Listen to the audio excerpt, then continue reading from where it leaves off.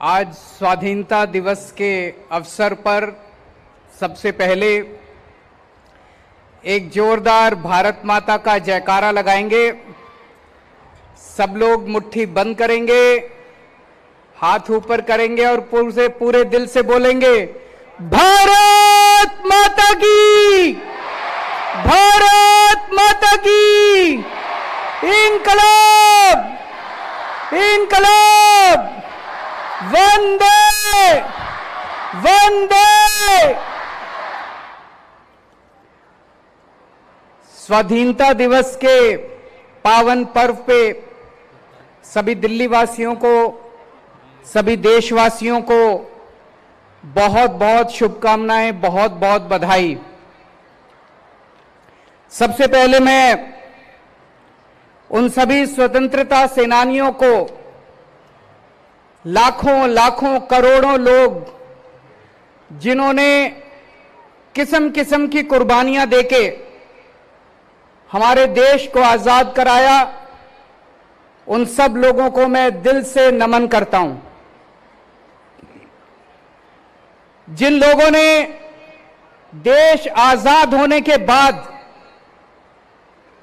उन सभी जवानों ने, जिन लोगों ने बॉर्डर के ऊपर पिछले 76 साल देश की सुरक्षा की, देश की रक्षा की और अपनी जान की बाजी लगा के देश की रक्षा की, उन सब लोगों को मैं दिल से नमन करता हूं।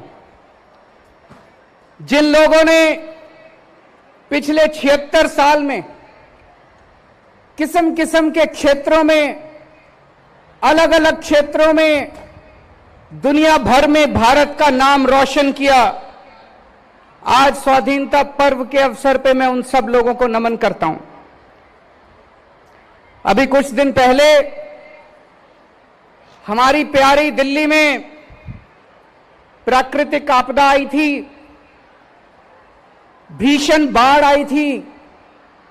यमुना का स्तर इतना बढ़ गया था जितना आज तक दिल्ली के इतिहास में कभी उतना यमुना का स्तर नहीं बढ़ा था। लेकिन सभी दिल्लीवासियों ने मिलके दिल्ली सरकार के साथ, केंद्र सरकार की मदद से इस आपदा का सामना किया और मुझे खुशी है कि हम उस आपदा का सामना करने में सफल हुए। कुछ लोगों के घरों में क्षति हुई, उन लोगों का सामान नष्ट हो गया था। सरकार की तरफ से हम लोगों ने उन्हें हर संभव प्रयास, हर संभव सहायता देने की मदद की, कोशिश की। दोस्तों, आज स्वाधीनता दिवस का पर्व है, खुशी का मौका है, लेकिन मन का एक कोने में एक छोटी सी व्यथा है। आज मन व्यथित है। देश के कुछ हिस्सों के अंदर आज एक भाई दूसरे भाई से लड़ रहा है। मणिपुर जल रहा है। मणिपुर में एक समुदाय के लोग दूसरे समुदाय के लोगों से लड़ रहे हैं। मणिपुर में इस समुदाय के लोग उस समुदाय के लोगों को मार रहे हैं, उस समुदाय के लोग इस समुदाय के लोगों को मार रहे हैं।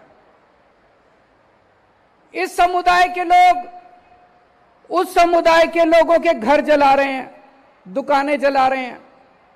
उस समुदाय के लोग इस समुदाय के लोगों के घर और दुकानें जला रहे हैं। इस समुदाय के लोग उनकी महिलाओं के साथ गलत काम कर रहे हैं।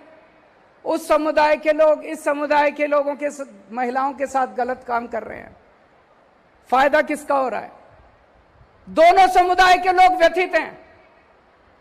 मणिपुर जल रहा है, भाई भाई से लड़ रहा है। अभी तक जो लोग एक साथ शांति के साथ रहा करते थे वो आपस में लड़ रहे हैं। इधर हम हरियाणा में देखते हैं, यहां भी दो समुदाय आपस के अंदर लड़ रहे हैं। ये समुदाय उस समुदाय से लड़ रहा है, वो इससे लड़ रहा है। फायदा किसका हो रहा है? इस लड़ाई में किसका फायदा हो रहा है? हम 21वीं सदी में रह रहे हैं। ये साइंस का युग है, ये टेक्नोलॉजी का युग है। दुनिया कहीं की कहीं पहुंच गई और हम आपस में लड़ते रह गए।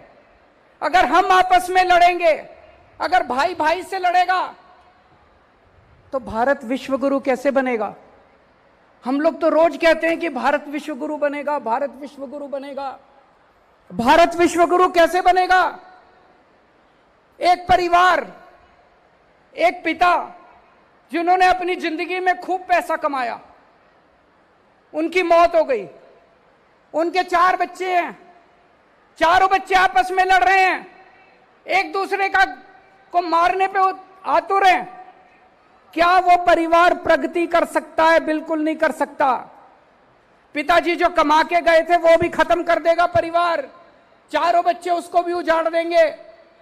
लेकिन एक परिवार जिसमें चारों भाई मिलके परिवार में एक साथ मोहब्बत के साथ रहते हैं, वो परिवार तरक्की करता है। अगर हमें विश्वगुरु बनना है, अगर हमें देश को तरक्की देनी है, विकास देना है, अगर हमें दुनिया में नंबर 1 देश बनना है, तो 140 करोड़ लोगों को एक परिवार की तरह रहना पड़ेगा। 140 करोड़ लोगों को एक टीम की तरह रहना पड़ेगा। आज हमारे देश के सामने इतनी समस्याएं हैं, उन समस्याओं को कैसे निपटेंगे हम अगर हम आपस में लड़ते रहे तो? आज सुनने में आता है देश के कई हिस्सों में लंबे लंबे बिजली के पावर कट लगते हैं। कहीं 7 घंटे का पता चलता है, उस राज्य में 7-7 घंटे के पावर कट, इस राज्य में 8-8 घंटे के पावर कट, कई कई घंटे बिजली नहीं आती। मैं आपसे पूछना चाहता हूं, पूरी दुनिया में ऐसा कौन सा अमीर देश है, पूरी दुनिया में ऐसा कौन सा विकसित देश है जिसमें लोगों को 24 घंटे बिजली नहीं मिलती?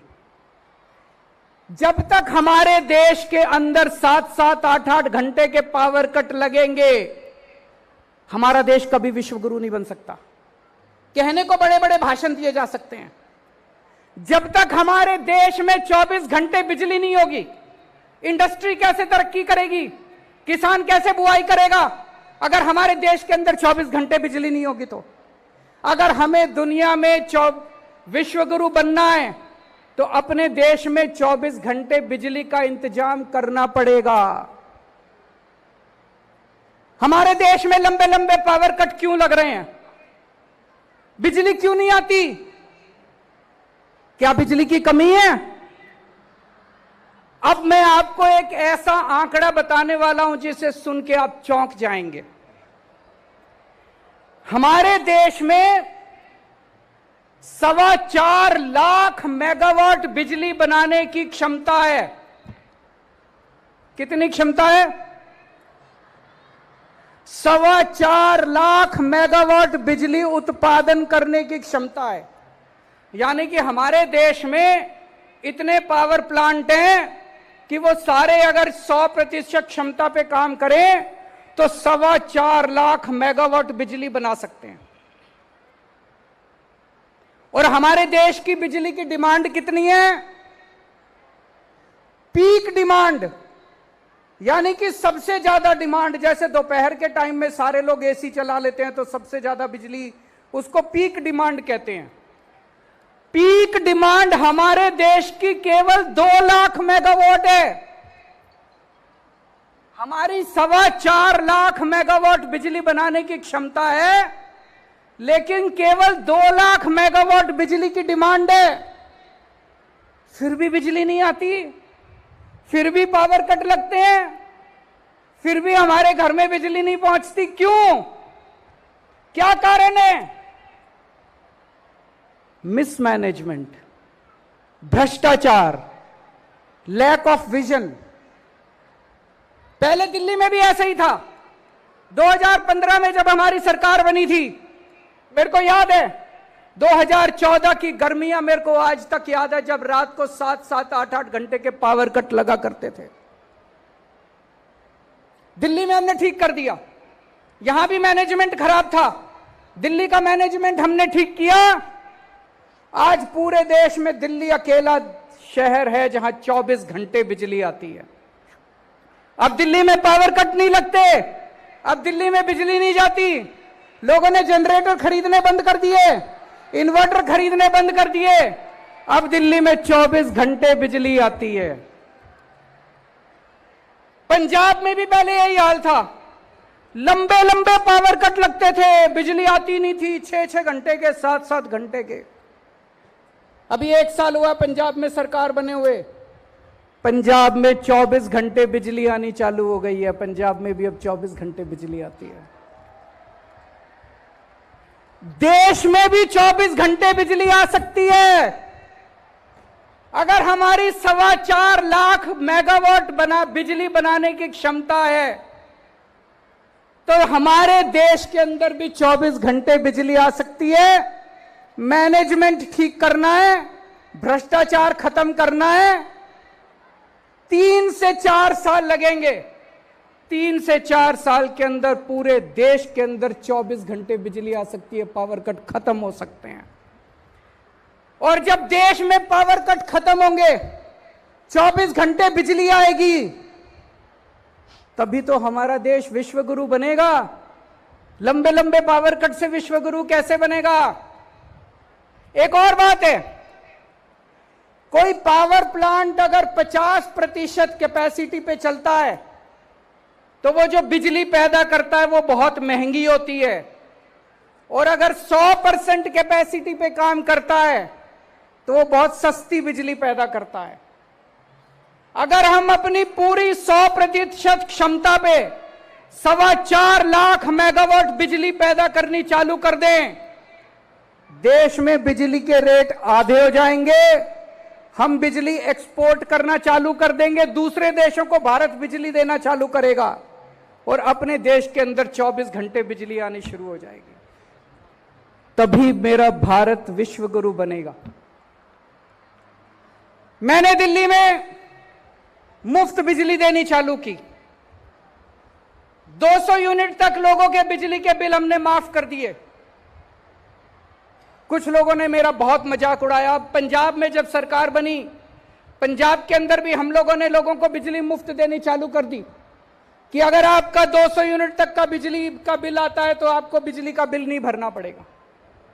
कुछ लोगों ने मेरा बहुत मजाक उड़ाया, कुछ लोगों ने मेरी बहुत निंदा की, कुछ लोगों ने कहा केजरीवाल फ्री की रेवड़ी देता है।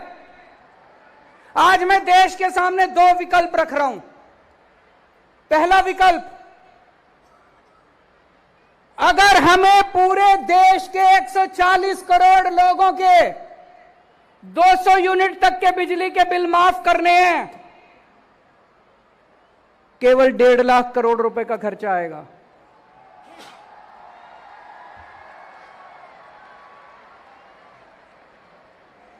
अगर हमें अपने देश के 140 करोड़ लोगों के 200 यूनिट तक के बिजली के बिल माफ करने हैं, तो केवल 1.5 लाख करोड़ रुपए का खर्चा आएगा।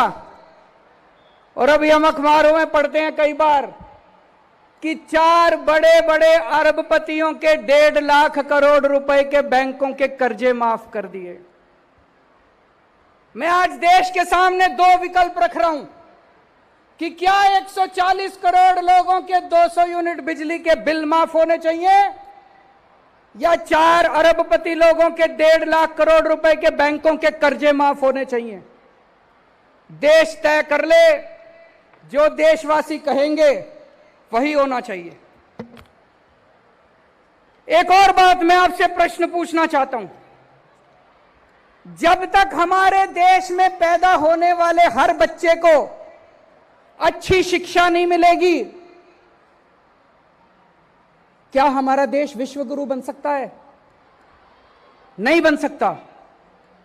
आप कोई अमीर देश उठा के देख लो, Japan, France, Tokyo, America, Canada, Italy, कोई यूरोपियन कंट्री उठा के देख लो, डेनमार्क, स्वीडन, कोई अमीर देश उठा के देख लो, वहां हर बच्चे को, चाहे अमीर का बच्चा हो चाहे गरीब का बच्चा हो, अच्छी से अच्छी शिक्षा मिलती है।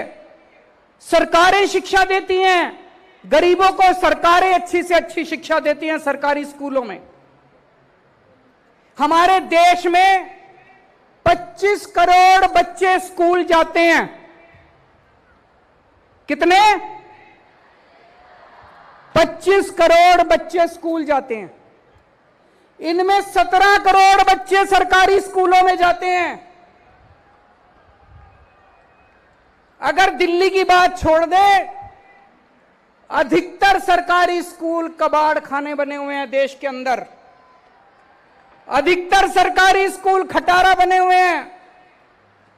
टॉयलेट नहीं है, पीने का पानी नहीं है, बिल्डिंग टूटी पड़ी है, छत छू रही है, पंखे टूटे पड़े हैं, बैठने को डेस्क नहीं है, कोई पढ़ाई लिखाई नहीं है। बुरा हाल है सरकारी स्कूलों का देश भर के अंदर। अगर 17 करोड़ मेरे देश के बच्चे ऐसे सरकारी स्कूलों में पढ़ रहे हैं, शिक्षा के नाम पे उनको जीरो, क्या मेरा देश विश्व गुरु बन सकता है? नहीं बन सकता। जब तक एक एक बच्चे को अच्छी से अच्छी शिक्षा नहीं दी जाएगी, तब तक हमारा देश विश्व गुरु नहीं बन सकता। केंद्र सरकार ने अभी एक कार्यक्रम शुरू किया है। पूरे देश में 14,500 सरकारी स्कूलों को ठीक करने का 5,000 करोड़ रुपए खर्च करके 14,500 सरकारी स्कूल केंद्र सरकार ठीक करेगी। पर पूरे देश में तो 10 लाख सरकारी स्कूल हैं। 10 लाख सरकारी स्कूल। 5 साल में अगर हम 14,500 स्कूल ठीक करेंगे तो 10 लाख सरकारी स्कूल ठीक करने में तो 150-200 साल लग जाएंगे। आज मैं आपके सामने एक प्लान रख रहा हूं। 5 साल के अंदर देश के सारे 10 लाख सरकारी स्कूल शानदार बनाए जा सकते हैं, फर्स्ट क्लास बनाए जा सकते हैं, वर्ल्ड क्लास बनाए जा सकते हैं। देश के सारे 10 लाख सरकारी स्कूलों को प्राइवेट स्कूलों से अच्छा बना देंगे, वर्ल्ड क्लास बना देंगे। जैसे दिल्ली के सरकारी स्कूल चमका दिए, आज दिल्ली के सरकारी स्कूल प्राइवेट स्कूलों को पीछे छोड़ रहे हैं। दिल्ली के सरकारी स्कूलों के नतीजे प्राइवेट स्कूलों से ज्यादा अच्छे आ रहे हैं। हमें करना आता है। पहले दिल्ली के सरकारी स्कूल ठीक किए, अब पंजाब के सरकारी स्कूल शानदार बनाए जा रहे हैं। जो खर्च हम लोगों ने दिल्ली में किया सरकारी स्कूलों को ठीक करने का, मैंने सारा हिसाब किताब करा, जमा जोड़ किया। अपने देश के सारे 10 लाख सरकारी स्कूलों को ठीक करने के लिए 6 लाख करोड़ रुपए का खर्चा आएगा।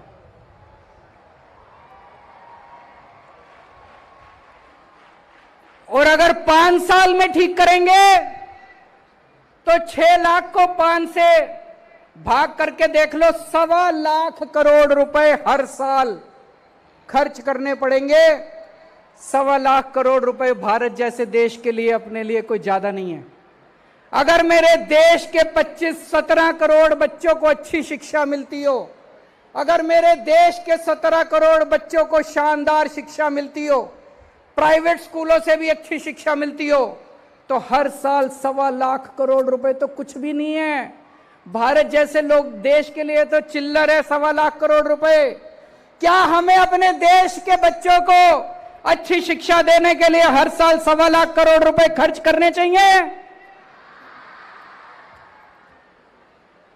आप लोग मेरे से पूछोगे, अरविंद जी स्कूल तो अच्छे हो जाएंगे, शानदार हो जाएंगे, स्कूल चलाने का खर्चा कहां से आएगा? उसका भी मैं आज हिसाब किताब लेके आया हूं। देश के 17 करोड़ बच्चों को अच्छी शिक्षा देने के लिए, अच्छे अच्छे टीचर देने के लिए, शानदार यूनिफॉर्म देने के लिए, अच्छी पढ़ाई कराने के लिए, टीचर्स को अच्छी ट्रेनिंग देने के लिए एक साल में 7.5 लाख करोड़ रुपए चाहिए। और अभी पूरे देश में केंद्र सरकार और सारी राज्य सरकारें मिला के शिक्षा के ऊपर 7.5 लाख करोड़ रुपए खर्च करती हैं। इसका मतलब कोई भी एक्स्ट्रा पैसा नहीं चाहिए। जो खर्चा होता है उसमें भ्रष्टाचार खत्म कर दो, सारे बच्चों को अच्छी शिक्षा मिल जाएगी।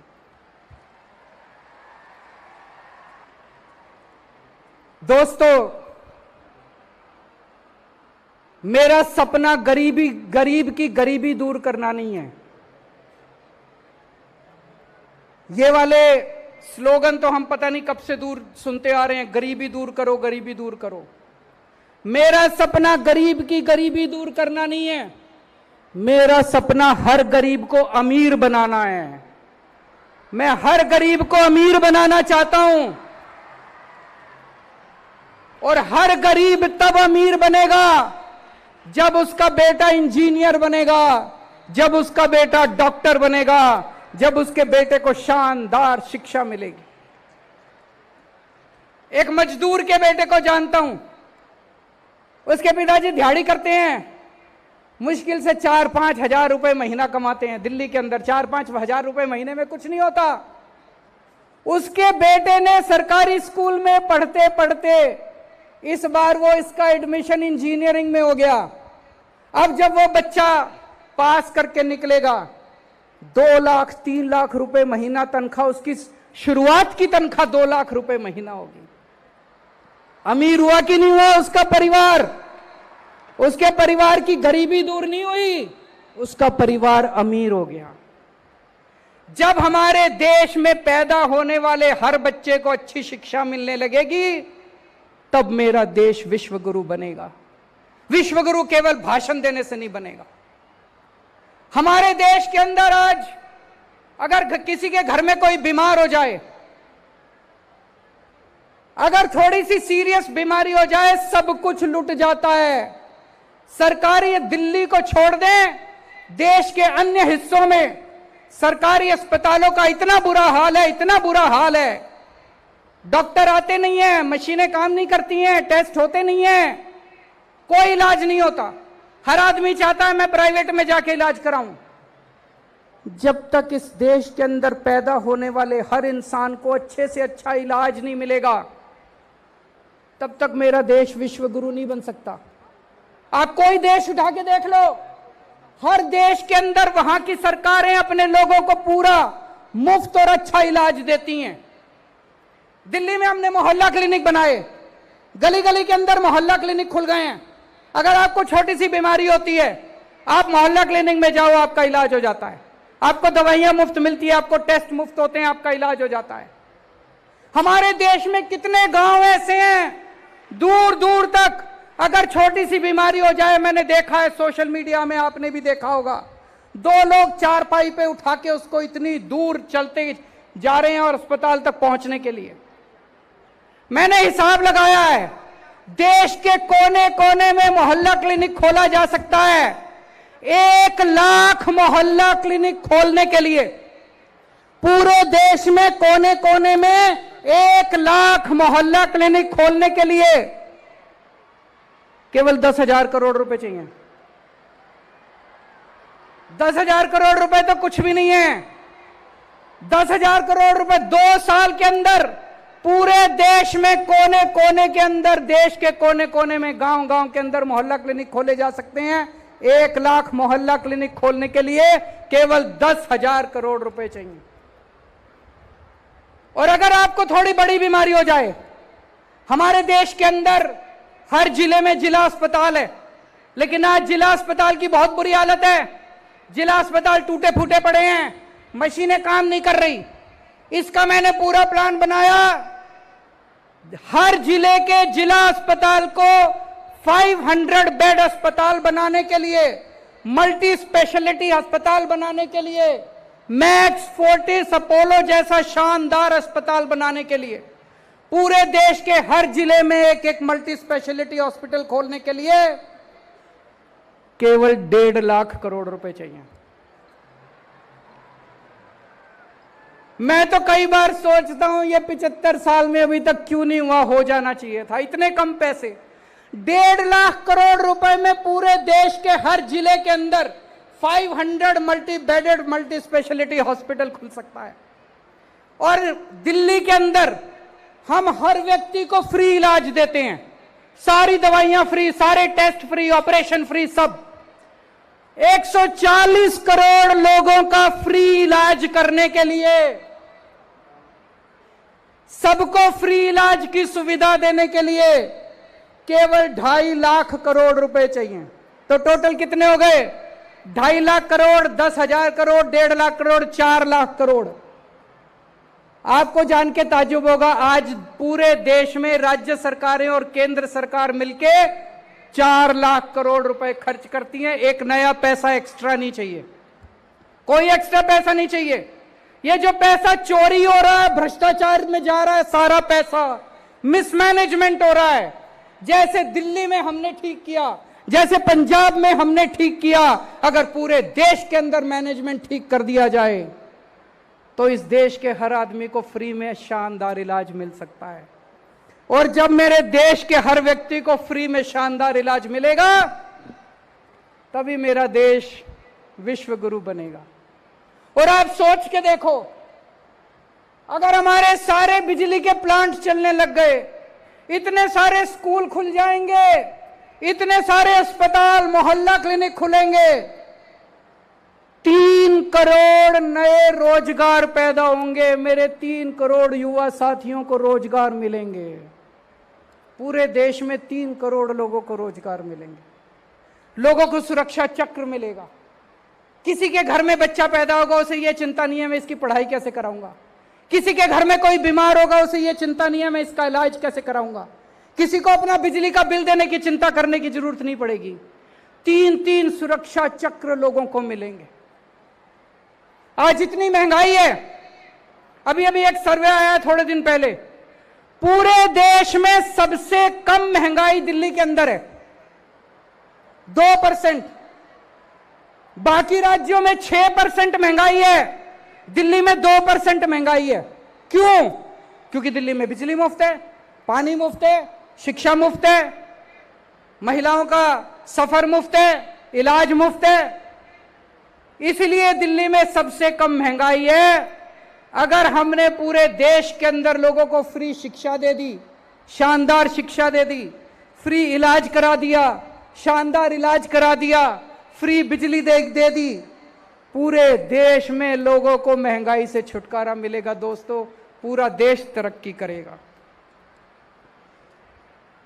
तो संसाधन तो हैं हमारे पास, केवल नीयत की कमी है, विजन की कमी है, ईमानदारी की कमी है।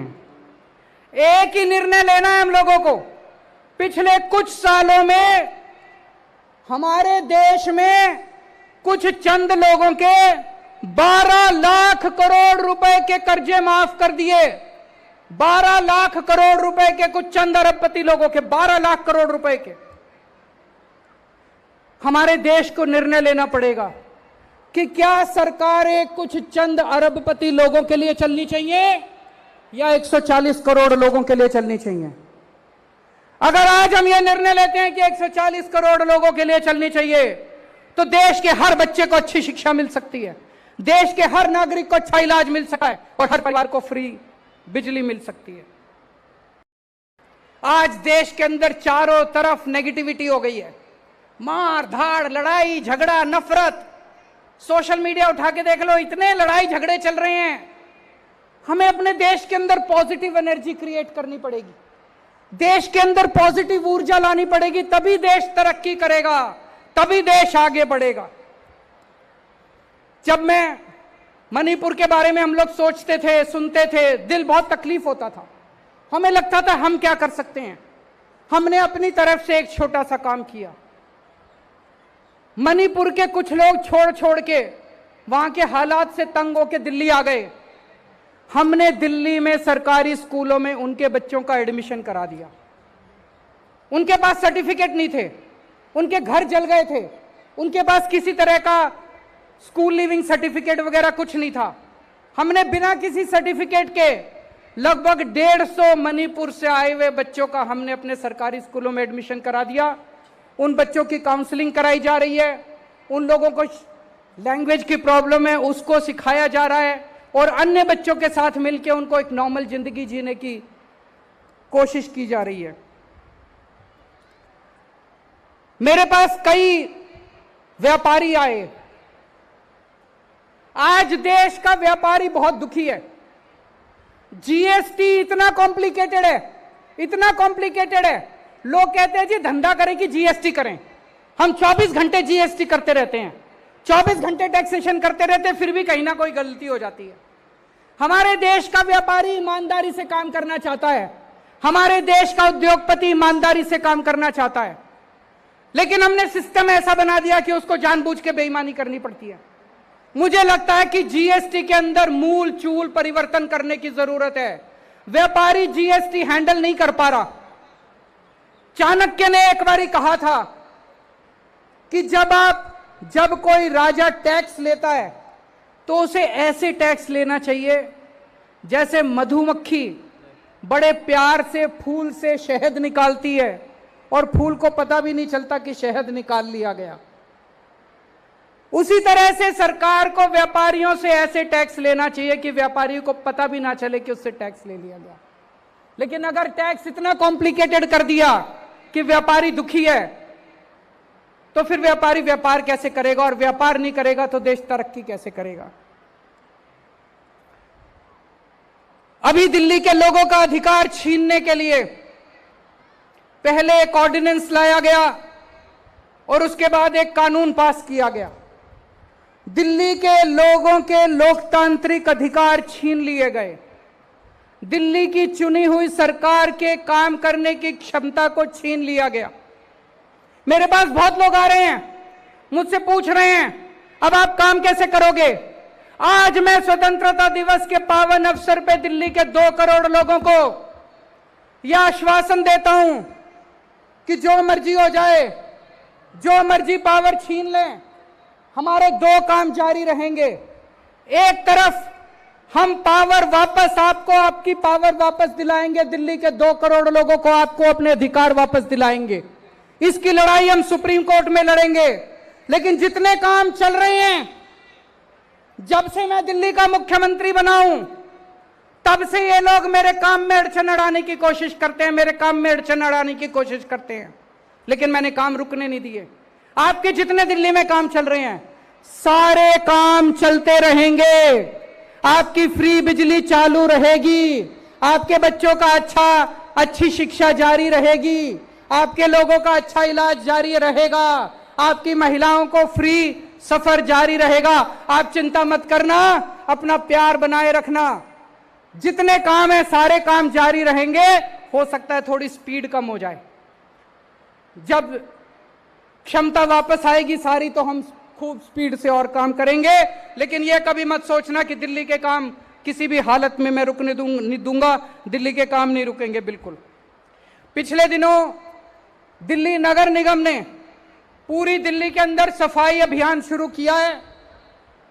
बहुत तेजी के साथ उन्होंने कई टीम बनाई हैं। पूरा दिल्ली नगर निगम, सभी सफाई कर्मचारी, सभी उनके अधिकारी, सब लोग लगे हुए हैं। मैं दिल्ली के लोगों को आज अपील करना चाहता हूं, आप सब लोग इस सफाई अभियान में जुड़िए और आइए मिलके हम अपनी दिल्ली को साफ सुथरा बनाते हैं। आने वाले दिनों में मैंने अपने सामने 3-4 मेन काम रखे हैं। एक, पानी पे काम करना है और मैं कर रहा हूं। दिल्ली के हर घर 24 घंटे पानी पहुंचना चाहिए और टूटी से साफ पानी आना चाहिए। यमुना की सफाई करनी है, उस पे हम लोग लगे हुए हैं। जो सड़कें टूटी हुई हैं सारी सड़कों की रिपेयर करानी है और दिल्ली की सड़कों को यूरोपियन स्टैंडर्ड का बनाना है, साफ सुथरा बनाना है। इन सभी कामों पे हम लोग लगे हुए हैं। फिर से अंत में केवल एक ही चीज कहूंगा, हम सब लोग अपने भारत को बहुत प्यार करते हैं, हम सब लोग भारत माता को बहुत प्यार करते हैं। लेकिन अगर हम आपस में लड़ेंगे तो भारत कहीं आगे नहीं पहुंच पाएगा। हमें लड़ना नहीं है, देश के 140 करोड़ लोगों को मिलके एक टीम की तरह, एक परिवार की तरह काम करना है। और जिस दिन हमने मिलकर काम करना शुरू कर दिया, दुनिया की कोई ताकत भारत को दुनिया का नंबर 1